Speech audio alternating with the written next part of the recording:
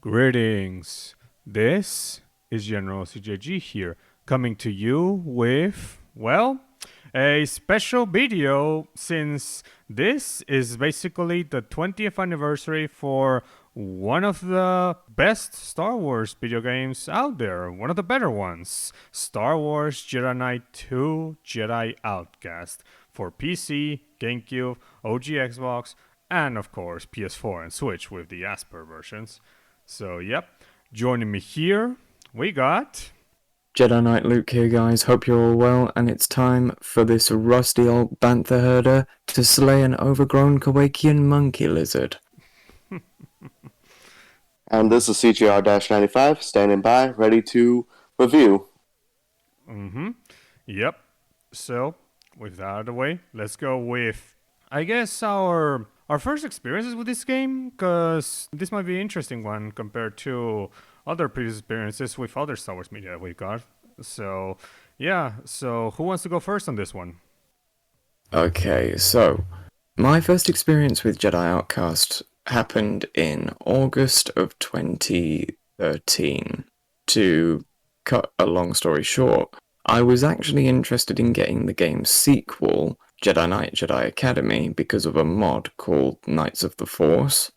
But, again, long story short, the Knights of the Force mod installation after I got Jedi Knight Jedi Academy didn't go down well because of Trojan horse virus warnings after the installation was finished, and, well, I thought that the thing had actually tried to harm my computer. The mod I'm talking about, not the Jedi Academy game itself. So, as an alternative, my dad actually set up a Steam account for me, and the very first purchase that was ever made on that Steam account, which I still have and use to this day, was the Star Wars Jedi Knight collection on Steam, which had the entire Dark Forces / Jedi Knight series. And obviously among the games in that bundle was Jedi Outcast. And I can't remember exactly how long it took me to play it first time through, but it was challenging. But I've grown more used to the challenge in the game over the years, and yeah, it's definitely one of the best Star Wars video game experiences you could ask for, I think, even if it's not one I revisit particularly often. Is that it? That's me, yeah. Okay. Glint? Well, I don't really have much experience playing this game, but I've always had an interest in wanting to play it and stuff. So eventually, someday, when I do get like a PC, I will definitely for sure buy this game off of Steam. And but my most history of what I know about this game is from playthroughs on YouTube, and mainly just the no commentary playthroughs, showing like the full story and stuff like that. Yeah, that's pretty much where I've known this game, and I've pretty much dates prior to Force Awakens, because that was kind of part of my hype during that time, was watching and playing a lot of expanded universe content back in the day. So yeah, that's pretty much my basic history with the game. Okay. Then I guess it leads to me. Now, my first experience is an interesting one. I've said this a lot before. So my first experience is actually Star Wars The Clone Wars 2002, the video game. The bonus material menu. It had 2 trailers for 2 Star Wars games, one of those being Jedi Outcast. That was my first ever exposure to that game. Nice. Yep. So after playing that game a lot and beating it, I randomly decided, hey, I'll just check this extras material, see what it is. It has the cinematics of the game, but it had 2 more cinematics, which are being trailers for Star Wars Jedi Knight Jedi Outcast and Star Wars Bounty Hunter, which ironically I already had Bounty Hunter. So, Nice. But Jedi Outcast I didn't get it until years later. So yeah. First time I played Jedi Outcast was on PC. Now, I had already played Jedi Academy first, PC version. So Jedi Outcast, I played it later, PC too. So PC, definitely I remember it being somewhat more challenging than Jedi Academy. Definitely a bit more explorative than Jedi Academy. And It was definitely interesting. Story definitely was more interesting than Academy's. Academy's not bad, but comparing both, Outcast is better. So yeah. And revisiting the game for this podcast, yeah, plenty of this holds true, save for a few extra things I found out. Though this time I actually replayed on the original Xbox version through backwards compatibility, which actually has some interesting changes compared to the original PC version and even the Aspire versions. So, which we'll get to later, of course. So, yep, that's my first experience with this game. A bonus trailer in another Star Wars video game. So, yeah, that's how it went. So, yeah, that's our first experiences on this game. So, before we get into the story itself, so guys, what are your thoughts on this game? Like a summarized version of it. I'll go first with Luke. My general thoughts on the game, it's one that is a little bit rough around the edges given the time that it was made, but if you're willing to look over it, there's actually a lot to enjoy in this game. It's an incredibly enjoyable game to play with some of the most addicting gameplay I think that you could find in any Star Wars game, bar its own sequel, of course, that being Jedi Academy. But just be prepared, because there are moments in this game that will test you and make you probably lose a few clumps of hair from your head if you don't have the iron in your stomach to put yourself through some of the BS you may be on the receiving end of as you play this game. Or you don't know some of the cheap tactics to get through it. That too. Mm, So yeah. Okay, is that it? yeah. Okay, Glint, you got something? Hmm. Well, I can't really say like gameplay wise, but story wise, from what I remember, I just remember that this was actually that the story was really good and stuff. Hmm. Yeah, indeed. So, speaking of the story, shall we get into it? Sure thing. Okay. So, the very beginning, we start, of course, with the opening crawl. Every Star Wars game needs an opening crawl. Mm-hmm. So yeah, so basically, game is 12 ABY. It's 2 years after Jedi Knight Mysteries of the Sith, and well, it centers, of course, on Kyle Katarn. And he and Jan Ors are pretty much in the Ravenclaw investigating an Imperial remnant base on Kejim, since the New Republic intercepted some suspicious transmissions, or one transmission, coming from the base that contained keywords like Reborn and Valley of the Jedi. And for those that have played or at least read the Dark Forces stories involving Kyle Katarn and the Battle of the Jedi, yeah, Battle of the Jedi is a very important place. So, yeah, this definitely will send alarm bells to both Jen and Kyle. So, yeah. And they pretty much go into Kejim. They obviously get into shootouts with Imperial Remnant, and they then discover that the Remnant is conducting experiments on crystals that apparently are capable of storing the power of the Force in them, which Kyle certainly didn't like that when he realized that. Because, yeah, Kyle right now is just a mercenary. He has no Force powers right now. He is a normal man. He cannot do any Force powers. He doesn't have Force sense, nothing. He's just a regular ass mercenary right now. So, yep. And that's the beginning of this game. So, what do you guys think? The opening dialogue exchange between Kyle and Jan that later gets Mon Mothma involved is probably one of the funniest moments in the game.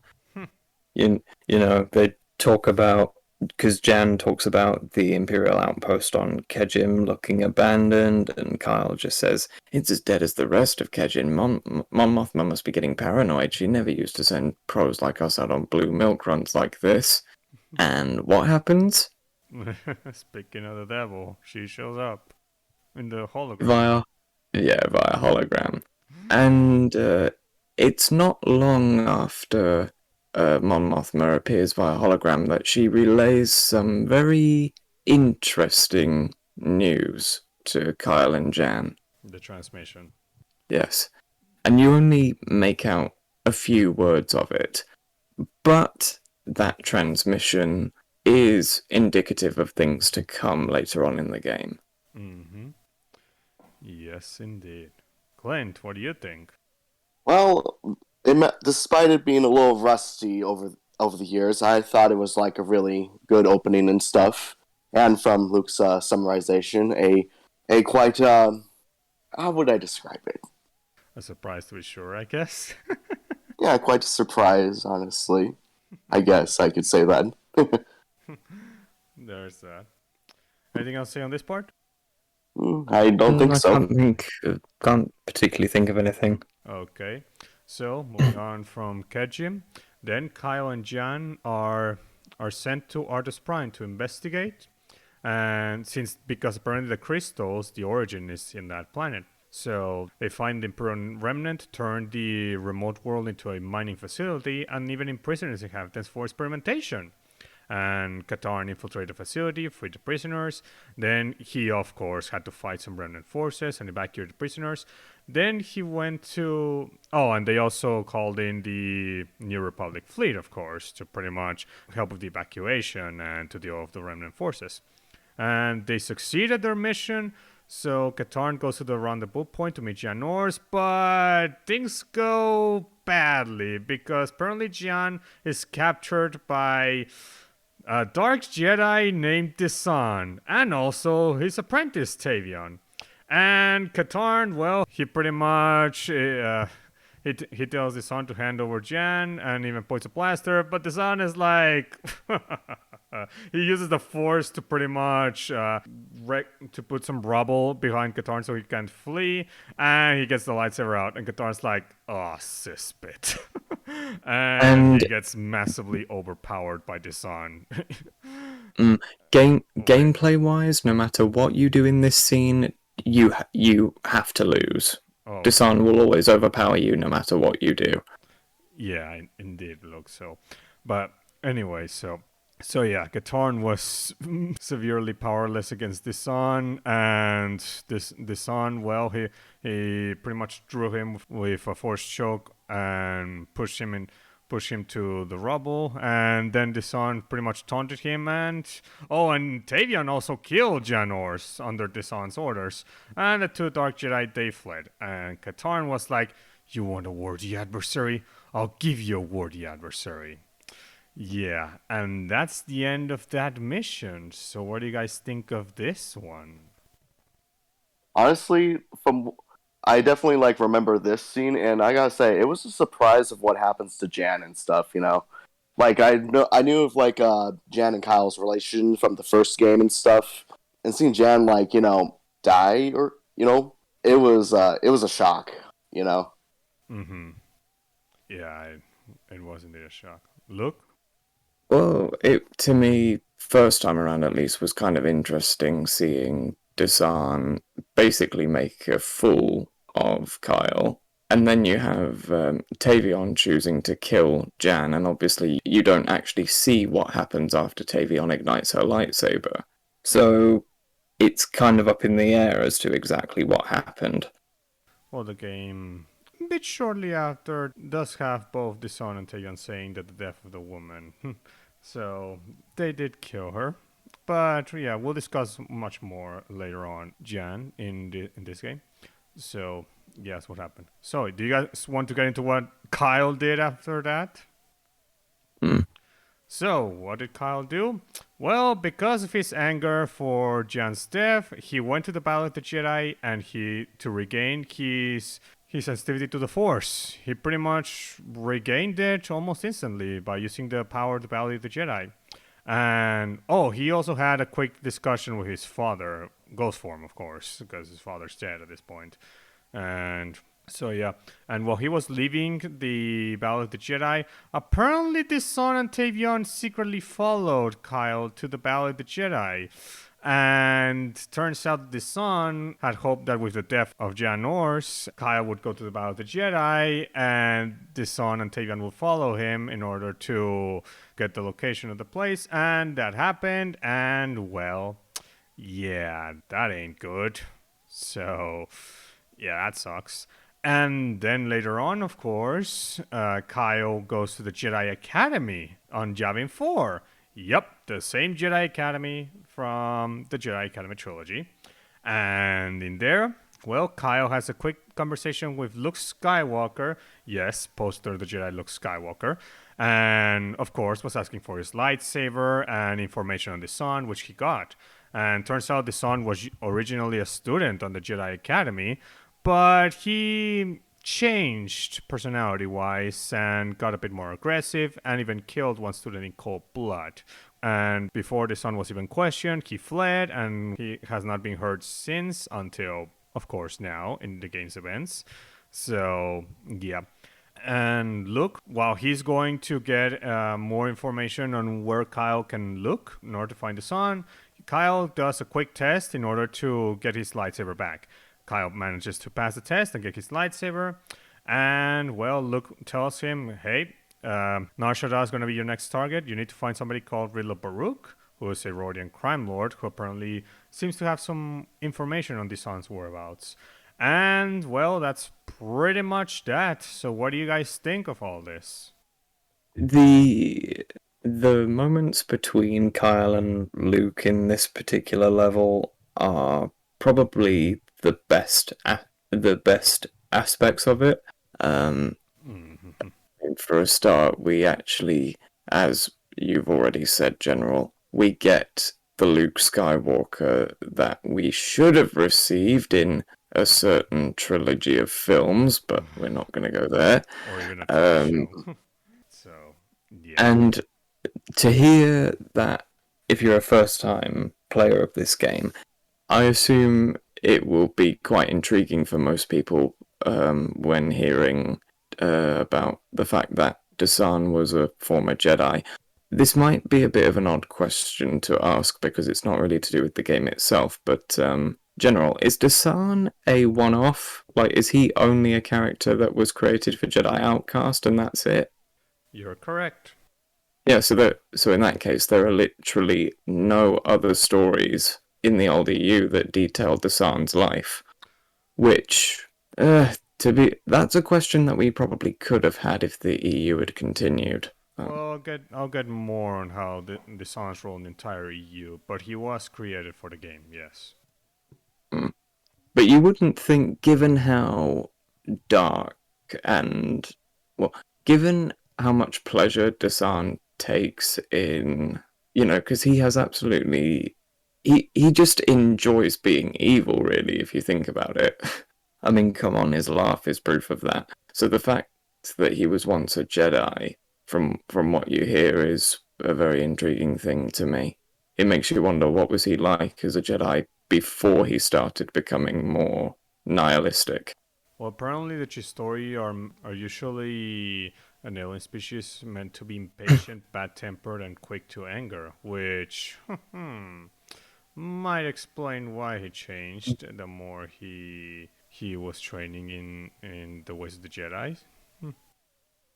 So that's interesting. So yeah, Clint, what do you think of what happened in Yavin 4 and of course Battle of the Jedi? I think that Luke pretty much summed it up for me, honestly. Okay. Yeah. In my case, yeah, I say it was awesome seeing the Battle of the Jedi quickly, given that it was, I believe it was the final location of the last Jedi Knight game. And also seeing the father of Kyle Katarn, Morgan Katarn Ghost form, was also pretty cool. And of course, Luke Skywalker with Kyle Katarn. Yes, it is good seeing Luke Skywalker having a Jedi Academy for once. With students, there were even students training in Yavin 4. We actually do see them, which is awesome.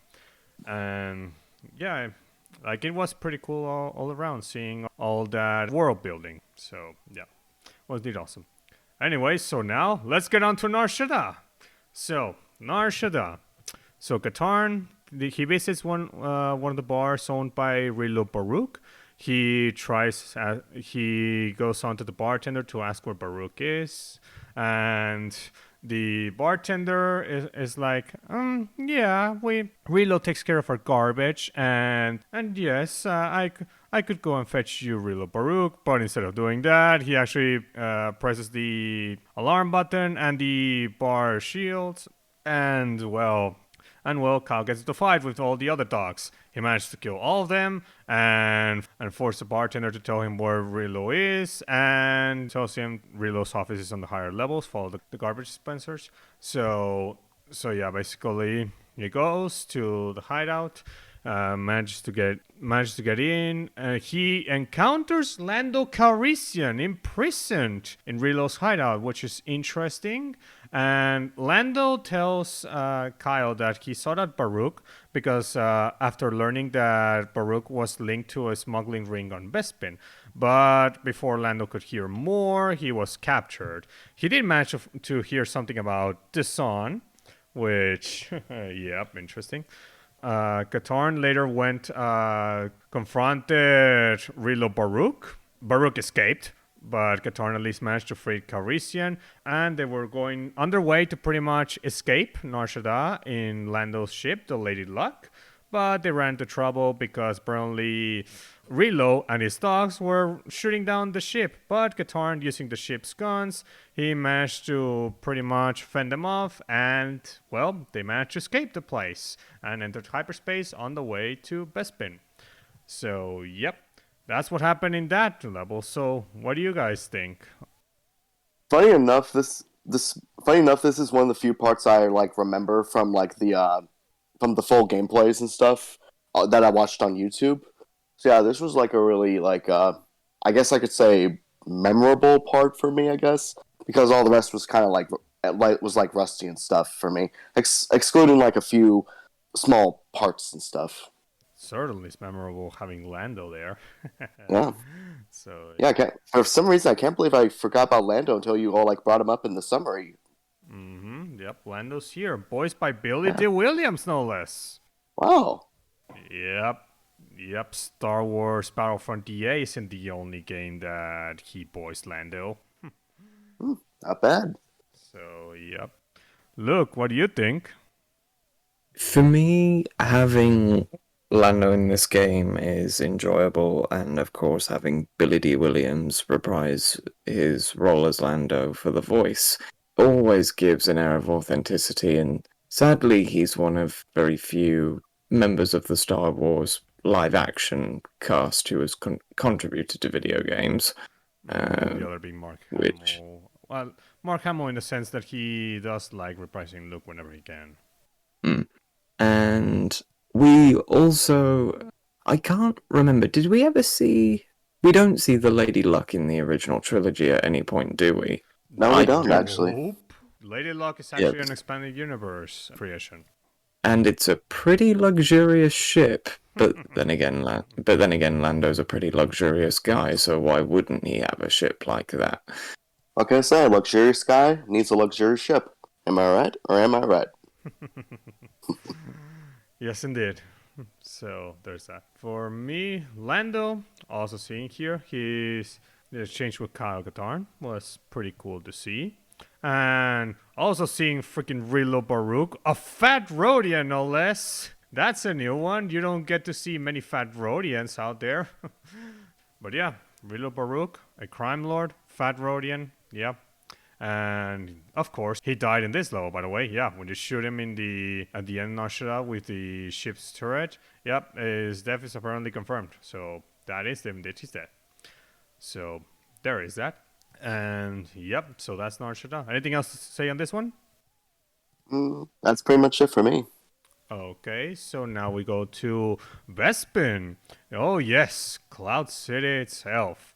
So while Kyle and Lando are cruising on the ship in hyperspace, Kyle has a dream, and well, he hears John's voice and her being killed, and Kyle was like, "No, Jan!"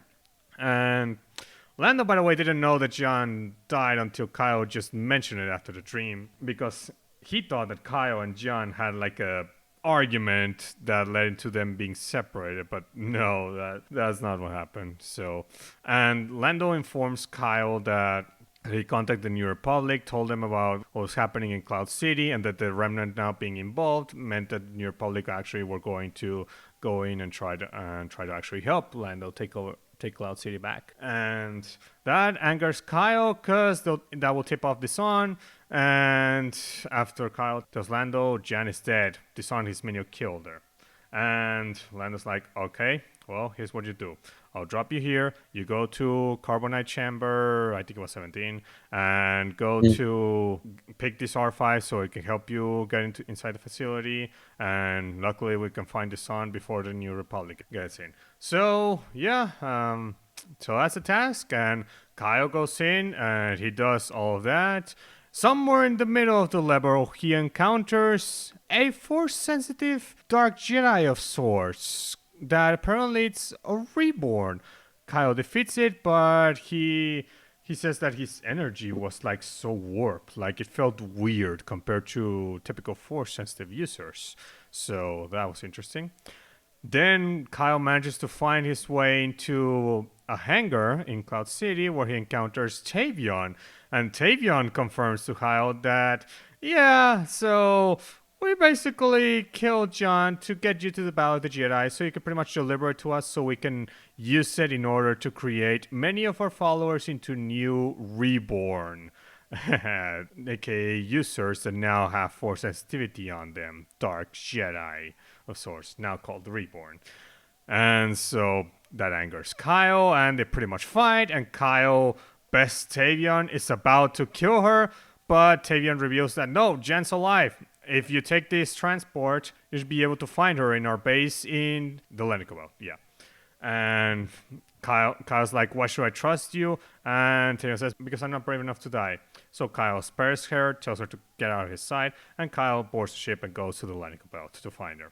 And yep, that's Bespin, guys. So what do you think? Bespin is probably one of the most notable areas of the game, particularly the first level that you spend on Bespin, because aren't there 3 levels for Bespin in Jedi Outcast? Mm-hmm. Yeah. The first one is probably one of the most notable levels in the entire game, mainly because of Kyle coming across the Reborn. And also, as was mentioned there, when you get to the end of the final level, and there's the conversation between Kyle and Tavion talking about how Kyle's anger was essentially responsible for Desan anticipating what Kyle would do with returning to the Valley of the Jedi and basically making hundreds, maybe even thousands of reborn warriors, and of course mentioning the death of Jan along with it as the motivator. That angers Kyle, and after defeating Tavion, he strangles her and literally has her hanging off of the edge. And it shows that even after turning away from the dark side in Mysteries of the Sith, where he almost fell to the dark side completely at that stage, Kyle is still susceptible to his anger. And it's only when Tavion admits that she's not brave enough to die that Kyle lets go of his hatred and allows her to live. Yes, indeed. Well, also in that John is alive. That too. Yeah. Indeed. So yeah. Clint, what do you think? Oh, I do remember this part for Tavion telling Kyle that Jan was alive. Yeah. And I would definitely say that it's quite something that Kyle's motivation to regain his force powers again, through like the death of Jan, is also discovered to being like to being part of the villain's plans for creating more dark Jedi in a sense. Yeah. Mm-hmm. Yeah, it was indeed interesting. Indeed. Anything else to say on this one? Say I'm good on that. Okay. Next we go to the next level, the Cairn installation in the Lanico Belt. So where Kyle is searching for the Doomgiver, which is Fire's ship. Yeah, Gallic Fire. Mm-hmm. And well, Katarn goes searching. He surprisingly encounters Luke Skywalker in there. Yeah, because he got the message from Lando, and Lando told him where Kyle was going, aka the Lanico Belt. But Luke, instead of going to the Battle of the Jedi, he went to Atlantic Belt. Why? Because Luke actually went to the Battle of the Jedi shortly after Kyle left the Yavin 4. So already he went immediately there, and he found out that apparently the Sun had pretty much empowered a lot of people, users, and turned them into Dark Jedi, into Reborn. And while Luke and the New Republic managed to scatter, disarm his troops, apparently there's no idea how many Reborn were made. So we'll have to. It could be hundreds, could be thousands. Who knows? So yeah, their discussion gets interrupted shortly because they need to fight some stormtroopers and some Reborn. They manage to do so, and then they discuss how Kyle's no longer that angry because the possibility that Jan could be alive. Luke says, Sometimes even the smallest hope is enough to defeat the dark side. which is more than I can say than a certain other Luke version, but yeah.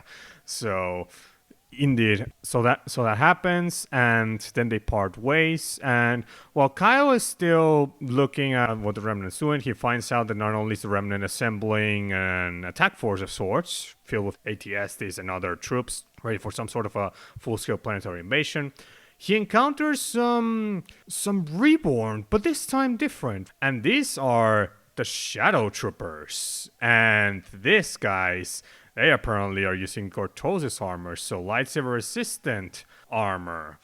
Yeah, while Kyle manages to defeat them, proved to definitely be more difficult than the regular Reborn. And so, yep. So then Kyle has to sneak into the Doomgiver. He manages to do so, and while he's inside, he witnesses the Son fighting Luke Skywalker. And the Son managed to overpower Luke and push him back into some sort of rubble and boards the Doomgiver, and the Doomgiver escapes. Luke manages to survive that, of course, and Kyle inside the Doomgiver. So, yeah, the Doomgiver pretty much left the Lanico Belt. And that's where the level ends. So, yeah. So, what do you guys think of this one? The Cairn Cairn installation.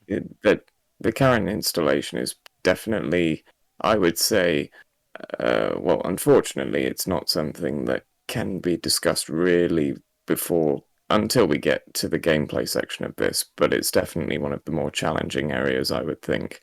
At least for me it is. But it has some standout moments, Kyle and Luke teaming up being one of them. Mm-hmm. Yeah, it was indeed a surprising Luke Skywalker there. Granted, the bonus trailer of that was in the Clone Wars did spoil a little bit that they made up there, though actually playing the game I didn't actually realize when that would be, so a little bit spoiled, but not enough. It still was good to see. So yeah, I will say more interactions with Luke Skywalker and Kyle Katarn. Yes, awesome. Seriously, we need more of this Luke Skywalker. So indeed. So yeah, Clint, what do you think of this? You pretty much summed it up for me, General. Okay, yeah. I gotta mention, it is definitely kind of creepy seeing that, well, apparently there's Cortosis armor and Reborn in there. It's definitely a scary thought that, well, Force sensitives with lightsaber resistant armor. Yeah, and there's not many lightsaber resistant armor. We got or at least materials. We got Cortosis, of course. We also have, of course, Mandalorian iron, which is also Beskar. So it definitely would be scary have all sorts of lightsaber resistant Force sensitives, especially if they're on the dark side. Yeah. So I'm curious. Is this like the first time we see Cortosis, or is this like one of the few other times we see it? No, Cortosis has appeared as far back as 1998. Right. Okay. Jedi. Okay. I see. Mm-hmm. So yeah. Anything else to mention on current installation level? Can't think of anything. Okay. That's it. Okay, then next we get to the Doomgiver. So, Kyle's aboard the Doomgiver. He quickly talks with Luke via comms. He's tasked to pretty much get the coordinates to Rogue Squadron in order to detect the ship. So, he manages to do that. And, well, he pretty much then realizes that, and he's also tasked to pretty much freeing Jan.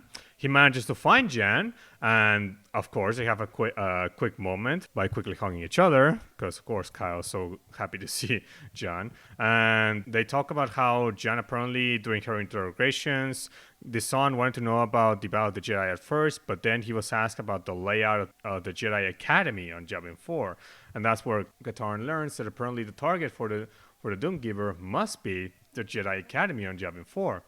And so Kyle pretty much has to set out to disable the shields on the Doomgiver so that Rogue Squadron can pretty much destroy the ship. So yeah, Kyle manages to find the shield generator, and right as he's about to destroy the core, he gets an... well, I was gonna say uninvited, but it's his ship, so technically it wouldn't be uninvited. Galak Fire shows up in a powered armor of sorts, and after a quick discussion how Galak Fire is like pretty much ready to, besides fight Katarn, also taunting that our troops are getting ready to pretty much take down the Jedi, and this son is going to be victorious.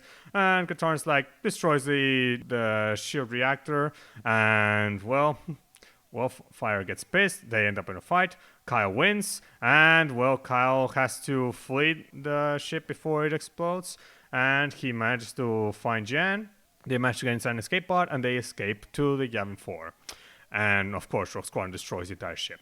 So, yep, that's that level. So, what do you guys think? I don't really remember much from it, but I do remember Rogue Squadron coming in, Kyle saving Jan, and them heading to Yavin 4. Okay, interesting. Luke?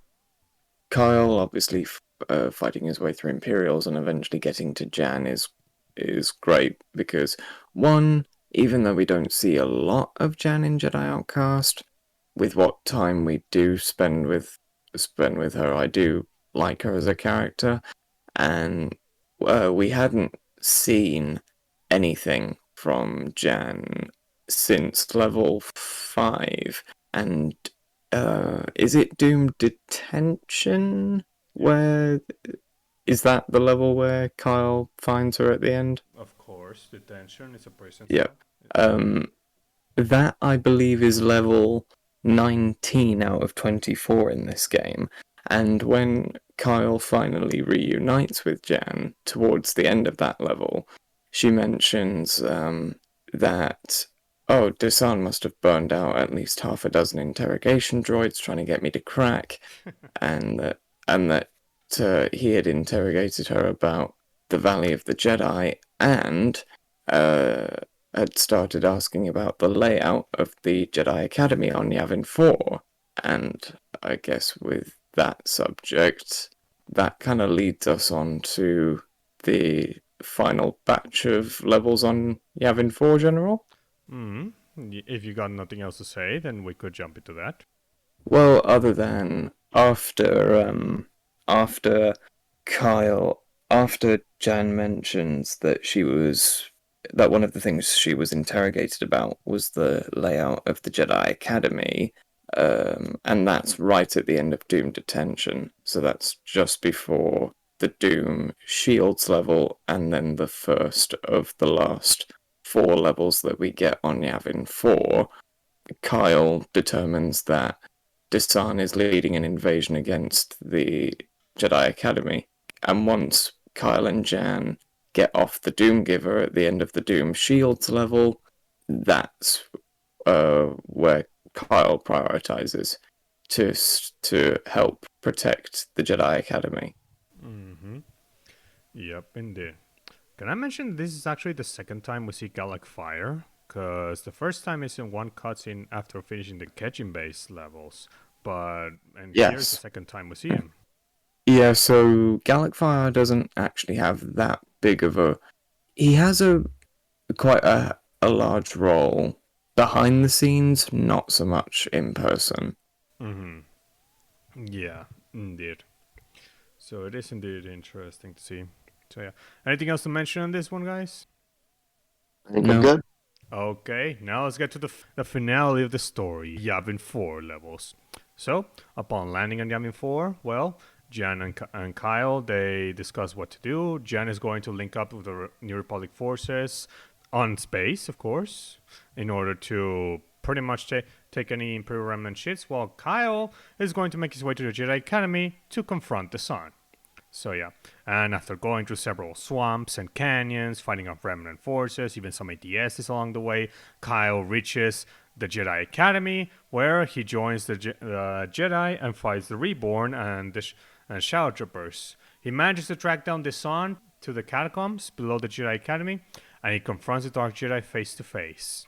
And in the conversation they have before fighting, the Sun thinks that he's winning, that he's going to pretty much win this. There's no way that there's no way that the Jedi are going to succeed, except that Kyle's like, we already destroyed your ship, got Fire's jet, and most of your Reborn and Shadow Troopers are already killed anyway. So yeah, you're pretty much losing the Sun. But the Sun's like, you pathetic lie, not true. And he contacts Fire and is like, Admiral, respond, Admiral. But yeah, well, that didn't. Yeah, let's just say that the Sun was like, So he realized at the end that, yeah, apparently Kyle having Jan quote unquote dead didn't make him weak, it made him stronger. And well, the Sun wanted Kyle to join him in his quest against the Jedi, but Kyle's like, no way, but if you want, the Sun, you could join us. It's never too late to pretty much turn from the dark side. And the Sun's like, not in a million years, die! Well, obviously he didn't say that, but yeah. So, but yeah, and they pretty much fight, and Kyle manages to defeat the Sun, and well, any remaining remnant forces, they pretty much surrendered, and the conflict ended. And final cutscene that we get is Luke talking with Kyle and Jen, and Luke says that the New Republic is forever in their debt. And if Kyle wanted, Luke could keep the lightsaber, but Kyle's like, I'll keep it for now. And me and Jen have earned some long vacations in the beaches of Spira. And they go on their way for, I guess, their vacation. So yeah, well, Luke, of course, stays back to pretty much training the Jedi. And that's the end of the game. So what do you guys think on that? The story in this game is a very enjoyable one, and it's in a way, and I don't know if you find this a bit of an odd thing to say or not, General, but to me, this is a very personal story by Star Wars standards, because usually there is sort of a galaxy-wide threat to worry about with for the heroes to worry about with Star Wars stories, but this is a little bit different in the sense of the main threat is really just one key Force user who seeks to bring down the Jedi Order, but it's very enjoyable as a narrative, and it does have some very memorable moments. Indeed.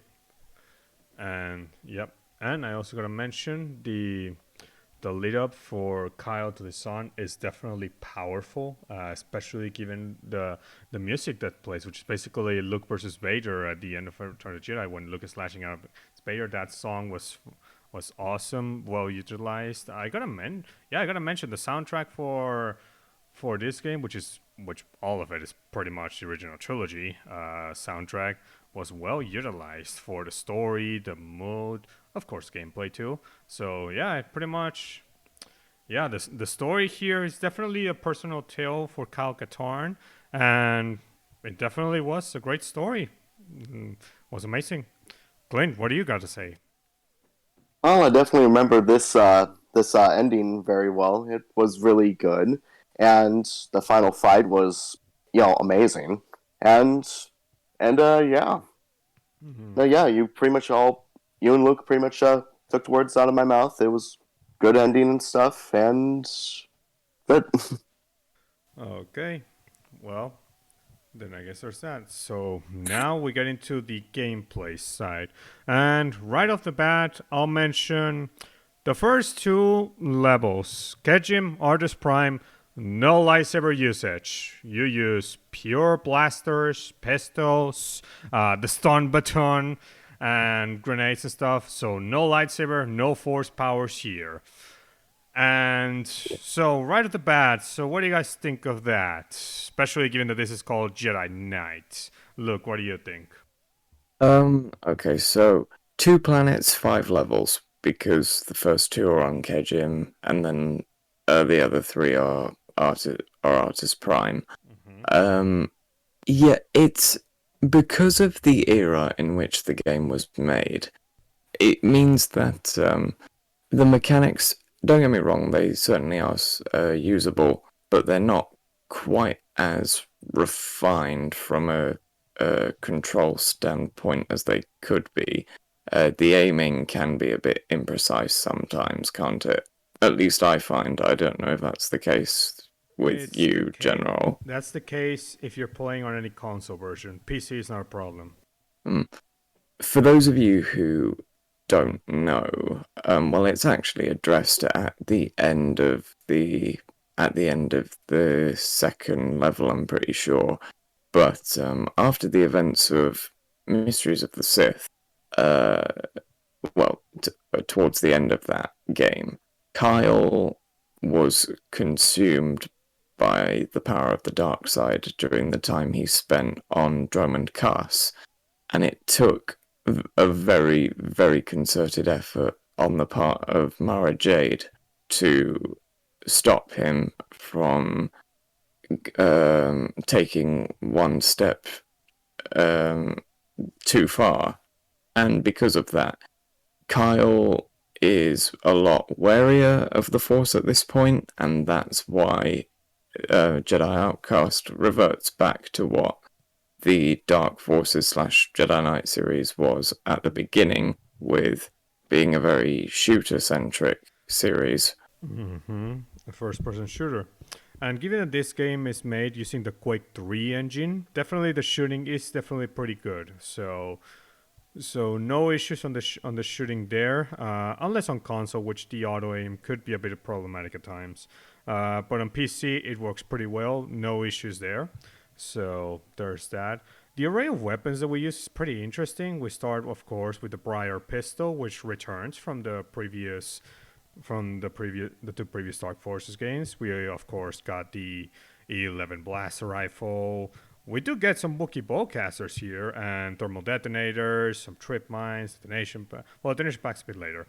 So, we get plenty of firepower in here, and more weapons later, but we'll discuss them as they appear in the game. So, but yeah, the first 2 planets purely shooter based. So, and this definitely is. It could be slightly disappointing for some, especially those that were already expecting to use the lightsaber immediately. I mean, it is Star Wars Jedi Knight to Jedi Outcast. So, yeah, it is understandable why some would prefer the lightsaber, especially if they are coming from Jedi Academy, since that's the more accessible title of the Jedi Knight games, which we'll discuss why in a minute. So, indeed. So, yeah. Some specific things regarding these specific levels in regards to gameplay. Well, in terms of enemy variety, it's mostly the Remnant. In Kejim, it's mostly the Remnant. A few probe droids, some stormtroopers.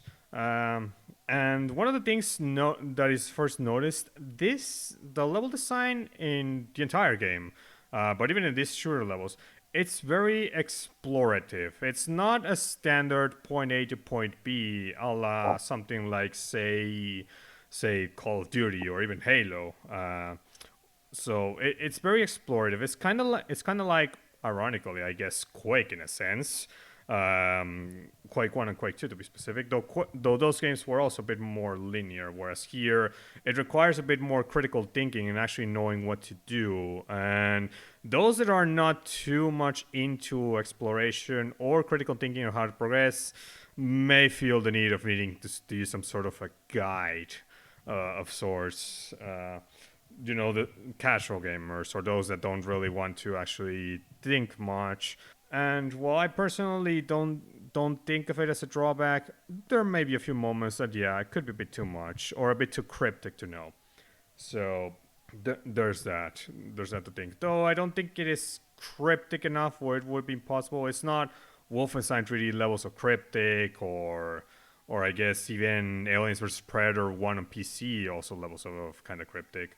So it's not that bad. So I'll say that. What do you guys got to say on the gameplay? At least in the first two planets, before we move on to the meat of this game. Well, I can't really say much on gameplay personally, but it really does look like it does look pretty fun to play, honestly. Mm-hmm.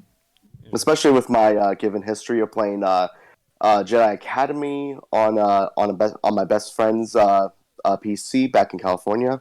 Nice. Look, what do you got to say?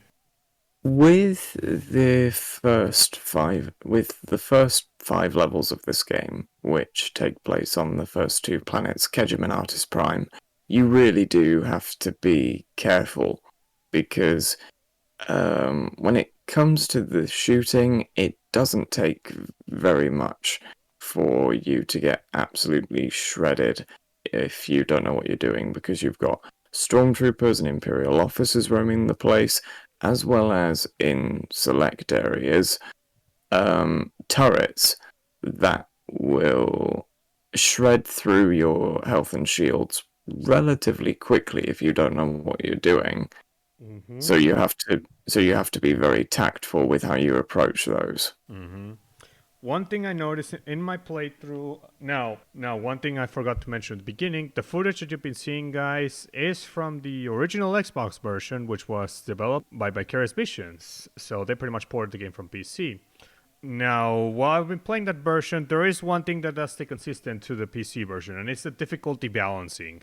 And the way it starts, I noticed it first in Kejim on test tries.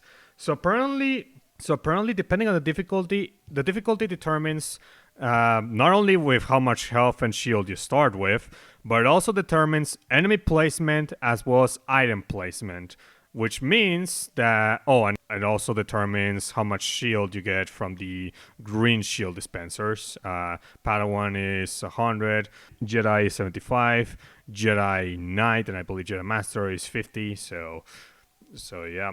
And put it simply, the difficulty will strongly determine how hard the game will be in this case. Not just a matter of damage modifiers, it's also a matter of enemy placement and item placement. So yeah, it can definitely be tricky, especially because I realized that bacta canisters, the little bacta canisters that you can use to heal to get 25% of health if you need to, and you can get up to 5. However, turns out that increasing the difficulty from Padawan and onwards, there's less bacta canisters in the place, so it makes the game more challenging. Medpack seems to always stay there, no matter what, but bacta canisters, they're much reduced. And even some items are also reduced. For example, the infrared goggles, at one point, they were easy to find in Padawan, in Kejim, before going into the dark section, the first dark section, but in Jedi, it actually changed the placement into being in one of the supply boxes, which means that you had to kill one of the officers to get one of the keys. So yeah, definitely a change of pace there. So yeah, the difficulty definitely will kind of affect how you play, and it can be good for those that want to challenge, but it can also be frustrating, which there are some difficulty spikes that won't get you in this game. But right now in these first two planets, the first 5 levels, so difficulty definitely is increased, and with no lightsaber, we have to be worried on getting shot, because definitely, as Luke said, enough blasted fire could drain your health and shields fast. So careful on that. So there's that indeed, and so there is that. Anything else, guys, you want to say on the beginning of the game? I think we're good. Okay, well, after of course Kyle got his ass kicked with the hands of the sun, well, he of course got his force sensitivity, and Then he got to Yavin 4, and Yavin 4 is interesting because not only do we get to explore the place and see the Jedi training, but then of course talk to Luke, but we get the trial itself, which is basically like a quick test. Yeah, it is a test. A quick tutorial of sorts of how to use the Force powers, and we get Force push, pull, jump, and speed. 4 course powers. And yeah, all 4 of them, yeah, they're awesome to use. And yeah, you use them to either push stuff, pull stuff, go fast in areas, jump, and then once you get the lightsaber at the end, then you pretty much also learn how to use it. And the trial itself was definitely a cool way to showcase the power and the ways of the Jedi from a gameplay perspective.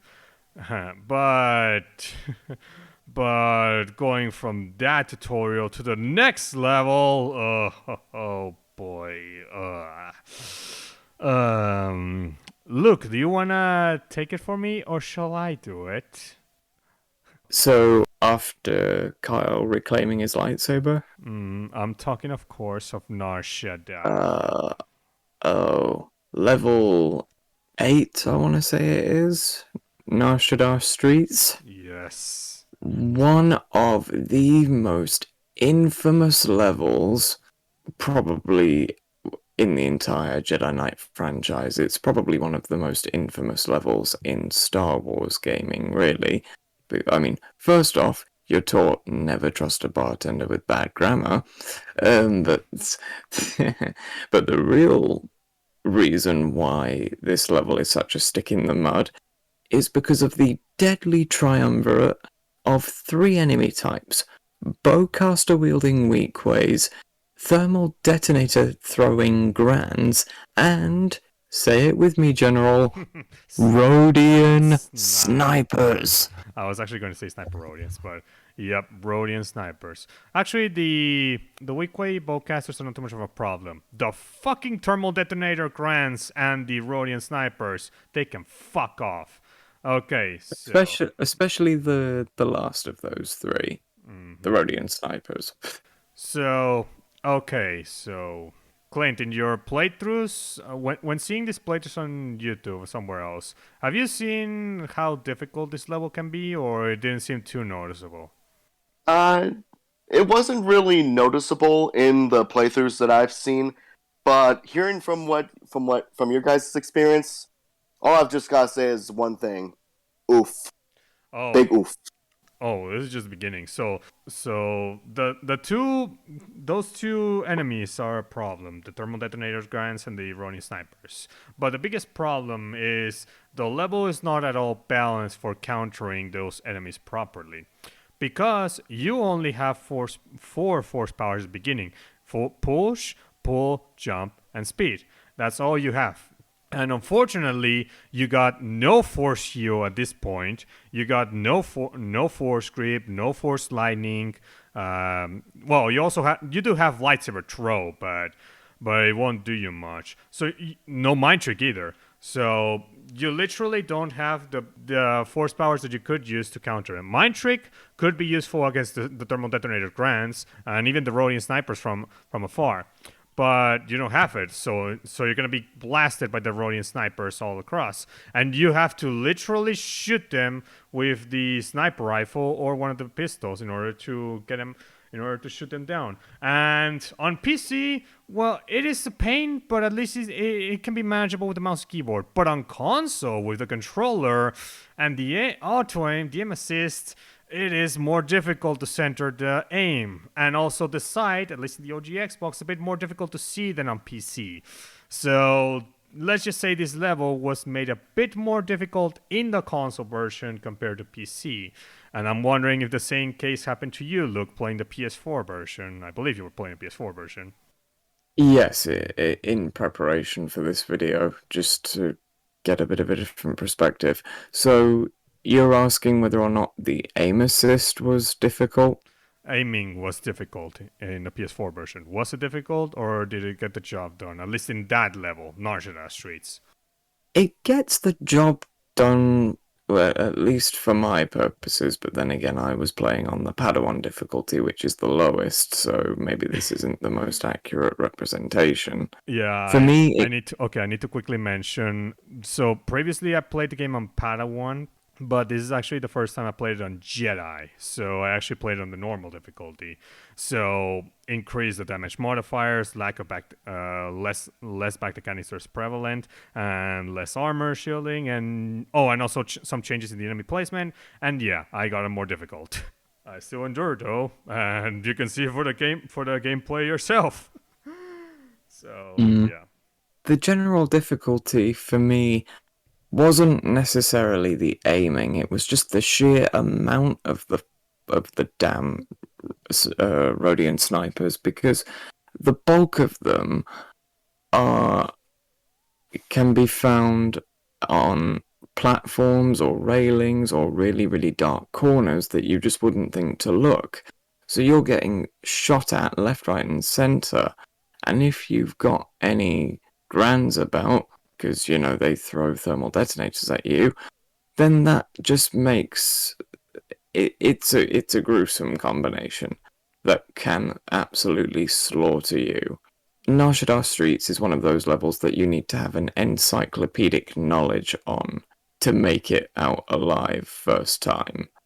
Or make it through alive first time, I should say. The level was poorly balanced. If you had at least had force heal, you could at the very least have dealt on a slower pace the enemies while also not having to scramble for health. So at the very least you could have mitigated that. Even if it's the force heal level 1, you could have still mitigated it. However, with no force healing and no mind tricks, this shit was difficult. And no force creep level 3 either, which could have been useful for throwing the fuckers down the cliffs. So, or at least making them drop the weapons. But so yeah, less difficult. I don't know what Radiant Software was thinking with the balancing on this one. They went overboard on this one, and I would have preferred if these two enemy types had appeared much later in the game. Hell, if they appear in Bespin. They should have probably at least a fucking thermal detonator fucker should have stayed on Bespin. They should have not shown up in freaking Nar Shaddaa Straits. Like at least removing the thermal detonator grants would have at the very least helped, because those actually remove the most damage if one of the grenades explodes close to you. Whereas the snipers, you can at the very least evade them and shoot them. With the thermal detonator grants, you have to make sure the fuckers don't release detonators and those detonators don't blast you. Which they certainly could. So, and with no force push level 2, you cannot push the thermal detonators easily. You have to point at them and force push them individually, which is a problem. So yeah, this level definitely can test you. Next level, Nar Shaddaa Hideout fares a bit better, in which at least you don't have many snipers shooting at you from the windows of buildings, and it being a bit more close to place, you can actually better maneuver, and you also got force jump level 2 and I think another force power. I think it's just force jump if I'm not mistaken. So yeah. Oh, and I believe then you get mind trick in the third level in Nar Shaddaa when you go into the Lady Lock. So, which mind trick could have been very useful for Nar Shaddaa Straits, but oh well. So yeah, one thing that this game does is that, unlike another game like Jedi Academy, where it makes you choose what force powers you want per the start of the mission, in this one you get the force powers as you move along in the game. So the progression is different. It's more straightforward, more set up for you. On one hand, it is understandable from a story perspective and even from a progression perspective in regards to Kyle, but on the other hand, it can be frustrating in terms of balancing, like I say, Nar Shaddaa, which is one of the reasons why Jedi Academy fares better in the difficulty balancing from a gameplay perspective. Because that game, with you being able to choose what force powers you can get at the beginning of each mission, and only the core force powers improving after every set of missions that you finish, to put it simply, Jedi Academy is better balanced for newcomers and for people that are already veterans of the Jedi Knight games. So So yeah, difficulty spikes in Jedi Outcast are definitely a thing, and Nar Shaddaa Streets is just one of them. There's another one that I'll get to later on. So yeah, Nar Shaddaa Streets, one of the worst levels, worst balanced. So yeah, and then in Bespin, this is where we get Force Heal, by the way, so that's helpful. And I think mine, I don't know which other, I think Force Lightning level 1 you get it at one point. So there's that. And we get our first confrontation with Reborn. Yeah. So so this is where we get to discuss the lightsaber dueling in this game, which is one of the main core gameplay attractions of this game. So, Clint, I'll go with you first. What do you think of lightsaber dueling? At least seeing it in action. It looks pretty good, and from what I somewhat kind of remember from my Jedi Academy days, was it was, I wouldn't say it was easy to handle, but it was fair. It was fair. It was like fair to use, I guess. From what I remember, that is. The lightsaber dueling in this game is very similar to Jedi Academy. Jedi Academy is mostly the same. It's just it improved on it in a few key areas, most notably in recovery moves whenever you're down, and also in lightsaber clashes and stuff. So the Jedi Academy is a more refined version of this. So this is basically the start of seeing lightsaber dueling, which for its time, for 2002, Jedi Outcast lightsaber dueling is pretty good. It needs a bit of refinement, but that's what Jedi Academy did. So, yeah. So, Luke, what do you think of the lightsaber dueling in this game? This, obviously, when people think of the definitive lightsaber combat in Star Wars games, a lot of people will point to this game's sequel, Jedi Academy.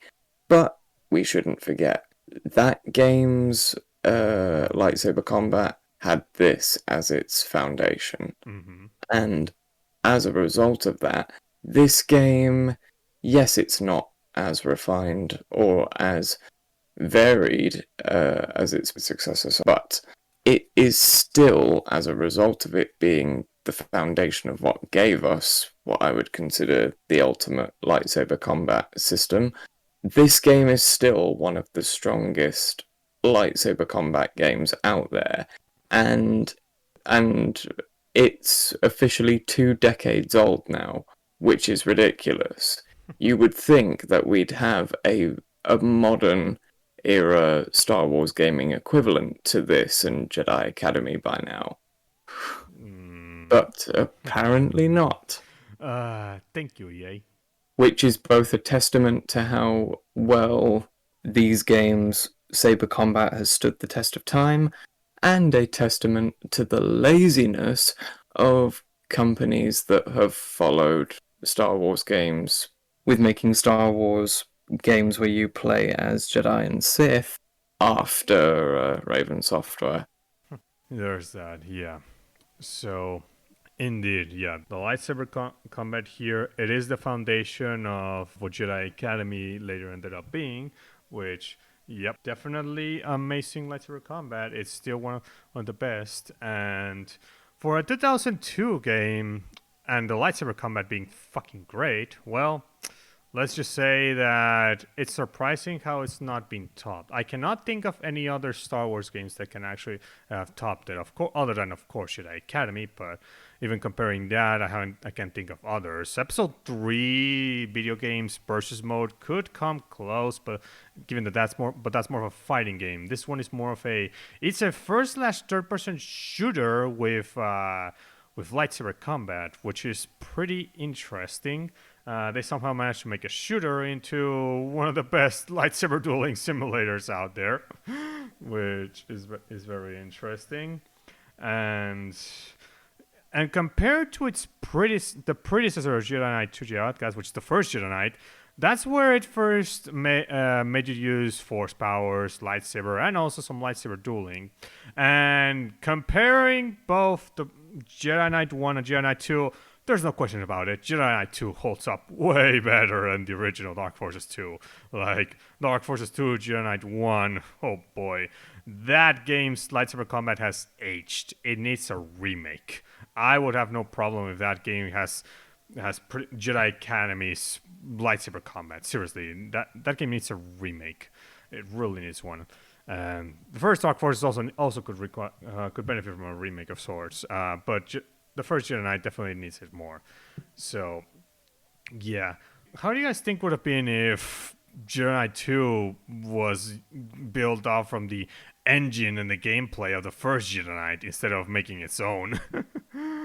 How do you think it would have It, fared? I don't know, honestly. It probably wouldn't be as memorable as it is now, or it wouldn't be like considered as, or it wouldn't be held as highly as it is now, like lightsaber combat wise. I think. Mm-hmm. Yeah, I can agree with that. Look. This game probably wouldn't have anywhere near. I mean, it's not filled to the brim. Like you do have secrets in the levels that you can find, but it's not filled to the brim with collectibles. So the story itself is what keeps people coming back to this. And if the gameplay, well, of course, the gameplay is a factor in that as well.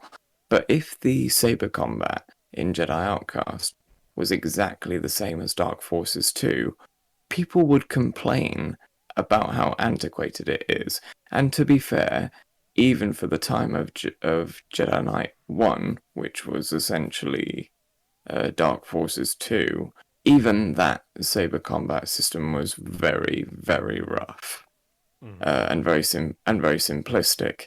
And also, as well, something that I should probably mention about the saber combat in Jedi Outcast is that it's not your typical kind of melee combat system. You know, you don't have combos that you need to remember. You don't have, press insert button here and you'll execute this type of attack. No, it's completely freeform, basically. You have 3 different styles of saber combat. Shall I go through those, General? Sure, quickly, go. You've got fast, medium, and strong. Fast is best suited for defense, and when it comes to deflecting blaster fire, and when you're on the offense with it, it gives you very brief cuts which you can chain infinitely, but it has very short range as a result. Then you've got medium, which is much better suited for saber combat, and is sufficient enough for blaster combat. You get much greater range, but you can't chain together as many attacks with it. And then you get strong style, which absolutely shreds through an enemy's guard if you manage to get them just right. And you can even knock sabers out of enemies' hands if you strike their saber hard enough. So those attacks are very powerful, and they have a lot of range, but you have to be careful because since the strong style attacks pack as much power as they do, you need to be careful because they can leave you very open. And you have to change your style accordingly to best suit the situation. Mm-hmm. Yep. Same as in Jedi Academy, the lightsaber style, if you're using one saber, that is, you have to pretty much cycle between the 3 styles in order to beat your enemies. Fast, blue, medium, yellow, and strong, red, of course. And so yeah, fast actually can also be useful in lightsaber dueling as long as you're not on the receiving end of a very of a strong styled attack, which could definitely break defense. But it is still useful for defending yourself, and some of the enemies actually use it to pretty much make sure you don't to make sure that you pretty much don't do much damage to it. So medium is an in between, which in some areas it's an in between, but it's not the best of either one. So you don't get strong enough attacks, but you don't get a strong enough defense. But at least you can handle both. which is why it somewhat works for both when handling blaster fire and when handling lightsaber dueling. So it is definitely, you definitely need to cycle through the three styles. I usually prefer going fast most of the time. Like the only times I change the styles is during lightsaber dueling, if I need to deliver a stronger blow or not. But most of the time, I'd say 80 to 85% I use fast style. Like I hardly change it. So yeah. Mm. There are also certain moves that are exclusive to each style that you have to be very careful about. For example, the fast style has that sort of uppercut move that you.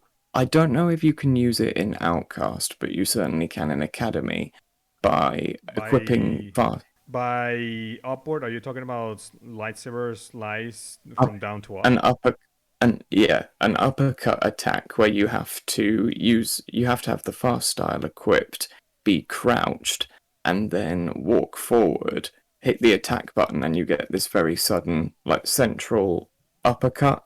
It's a tactic that the Shadow Troopers use quite a lot.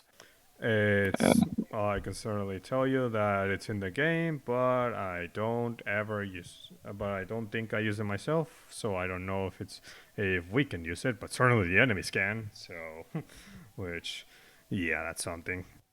And so there's that indeed. And Actually, in regards to lightsabers and the Force, should we discuss the Force powers? yeah, okay. So force powers. So look, what do you want to discuss in regards to the force powers? So the Force powers, we're not looking at Force Unleashed levels of reliance on the Force powers because the Force, even though it's very useful in this game and Jedi Academy, is not the primary tool. Would you say that the Force is meant to be used kind of as a companion piece to your lightsaber in these games? I say yeah. Clint, what do you think? Yeah, I'd say so too.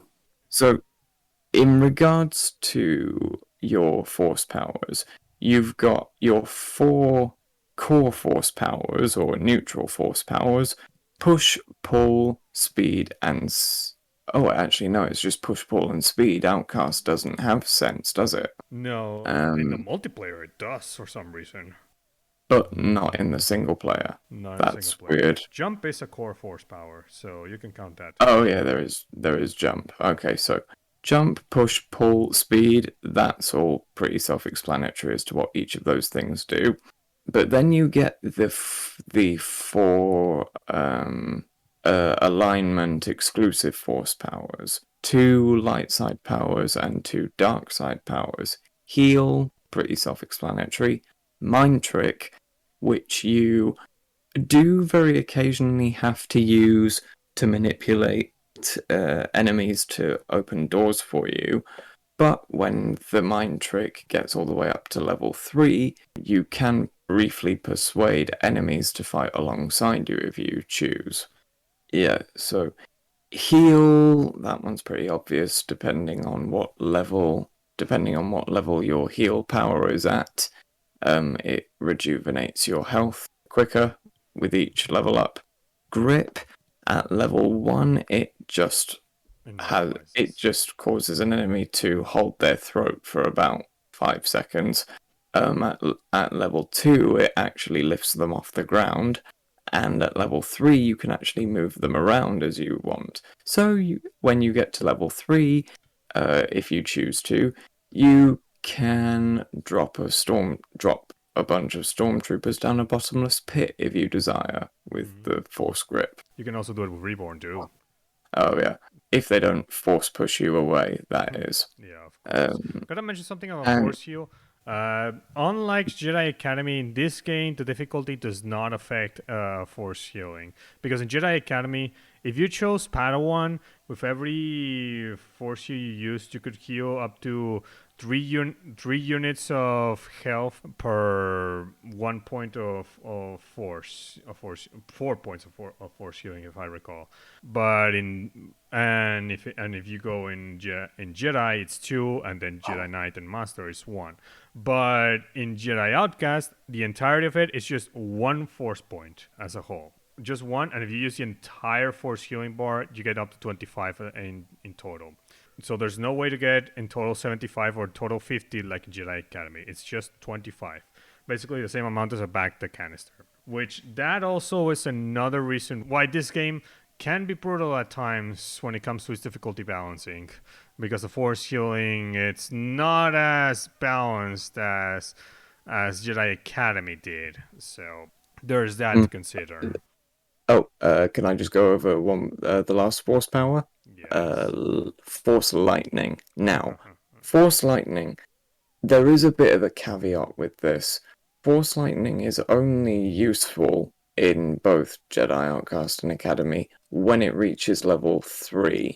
At levels 1 and 2, it's absolutely useless. Actually, force lightning can be useful against certain walkers, like to pretty much cause them damage, especially if you don't have any rockets or the other heavy weapons. And you can also reach long distance targets with it.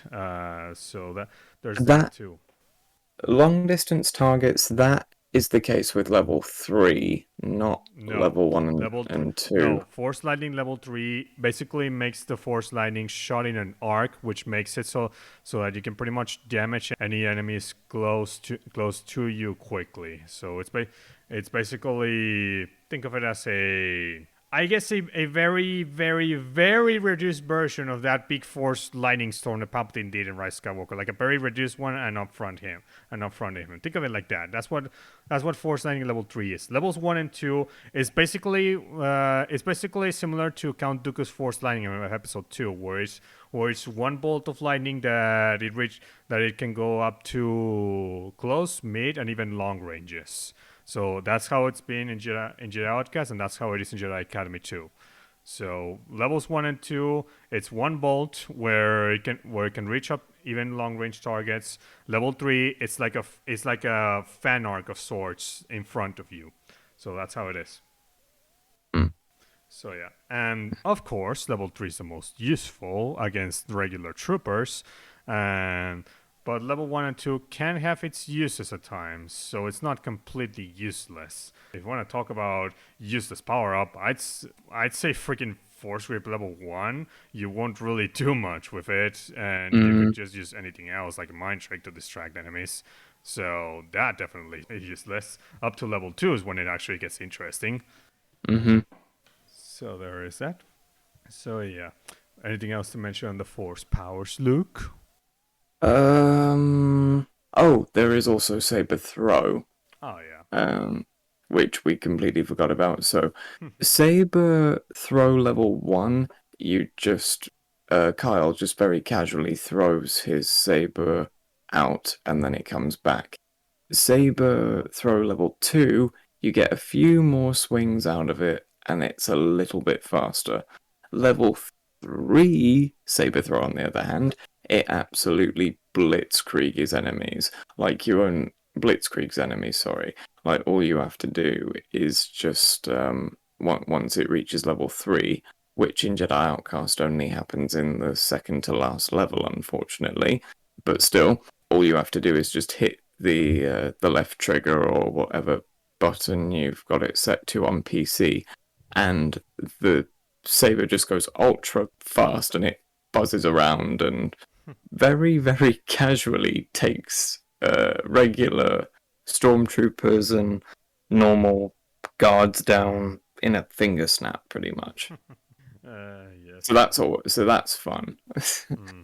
Clint, from all the YouTubers that you've seen, what Force powers do they use the most, especially for speedrunning the game? That's a tough one because I'm like very rusty on the gameplay part of those videos. But I do remember them just using a lot of variety, pretty much just a lot of varieties of what you just mentioned and stuff, from Force Lightning, Force Push, and Saber Throw, etc. and stuff. I've seen some of them use push and pull a lot. So especially when they're level 3. Yeah. Where's that? Oh yeah, that reminds me. Force push level 3. Level 2 is already good enough, but level 3 definitely is better. Force pull at level 1.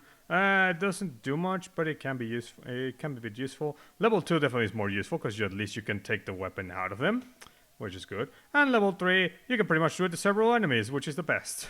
So, yeah. And of course, level 3 Force Grip, well, that's pretty much, I guess, the closest we got to Force Unleashed levels of Force Grip, but with the added bit of choking. So, you got that there. And of course, Force Healing, yeah, level 1, you pretty much go in a meditative stance. Level 2, you don't have to do that, you can pretty much move. And then level 3 is pretty much faster. And so there's that. And so, yeah, so these are the Force powers. And you're not going to believe this, but the Absorb and Protect Force powers and the Dark Rage Force power from, and Force And power Drain and as Drain well. from Jedi Academy, they appear in Outcast in the multiplayer. Again? Yes. Wait, so Sense, Force Drain, Force Rage, and Absorb and Protect. Absorb and Protect. Yeah, apparently. Absorb, Protect, Drain, Dark Rage, and Sense. Those are all in the multiplayer. I saw them in the options when I tried out the multiplayer in the OG Xbox version. I haven't played the multiplayer for Outcast in several years, so... It is surprising that the multiplayer has them, but the campaign doesn't, which is interesting. That's weird. I guess that's another thing the Jedi Academy improves over Outcast, actually implementing all the Force powers into the single player, which, yeah, it's awesome. And considering that Absorb and Protect are pretty useful in Jedi Academy, yeah, especially when you combine them, because you can do that. It could have definitely been useful for something like Nar Shaddaa Streak's Force Protect, so at least the thermal detonators wouldn't do much damage to you. And also Absorb so that the fucking Reborn wouldn't Force grip you and shit, which, I got something to say about Reborn in this, in particular a certain type. So... yeah, it'd be interesting. Oh, speaking of that certain type, so shall we get on to into the next part of the lightsaber dueling, which is your adversaries? We already mentioned the Reborn, which they're just your equals, I guess, in battle, and you can pretty much dispose them. Yeah. Should we go? So we've already discussed the Reborns. You're about to discuss the type that shall not be ruined for the sake of suspense, and then we'll tackle the Saber-specific bosses, Tavion and Dasan. Yeah, okay. So the Shadow Troopers, the fucking Reborn with the Cortosis armor. Okay, so concept and idea, awesome. Execution, though, okay. So in Padawan, it's actually not too bad when you first encounter them in the Cairn dock. So it's actually not too bad in Padawan. You fight one, and you can pretty much, and you fight him for the first time, and you got a good amount of force powers. You got level 2 healing, level 2 grip, force pushing, pulling, and some lightning, and I think level 2. So it's not bad. But go to Jedi or Jedi Knight or Jedi Master, and oh boy, you get 2 of them, and holy shit. Fighting 2 of them at the same time with no Force Healing level 3, no Force Grip level 3, no freaking Force Lightning level 3 is fucking annoying. And no Force Pusher Pull level 3. So I was playing this on the OG Xbox. I was surprised at how many fucking times I died to that shit. It was 10 times, by the way. 10 times I died to those fuckers. And I was trying everything. I tried finding like a man... lightsaber dueling face to face. Those fuckers pretty much whip my ass easily. And the problem is because not only they have the lightsaber resistant Cortosis armor, but they can pretty much team up together, and they pretty much deliver some killing blows at you. It's insane. Like it's fucking insane. And here's the kicker: with no Force Healing level 3, if you want to heal, you pretty much are slowly healing up. Like, it takes a while. And if one of the two Shadow Troopers decides to force grip you, well, you're fucked. You need to quickly change to force push. And that is not, and that does help. And there is one cheap trick that you can use in force users to pretty much kill them quick, to pretty much make them not do anything for like 2 seconds, and that is, imagine force grip them when they do force push, they stay still with the lightsaber turned off for like 1-2 seconds. That could work, except there's a problem. It's 2 of them.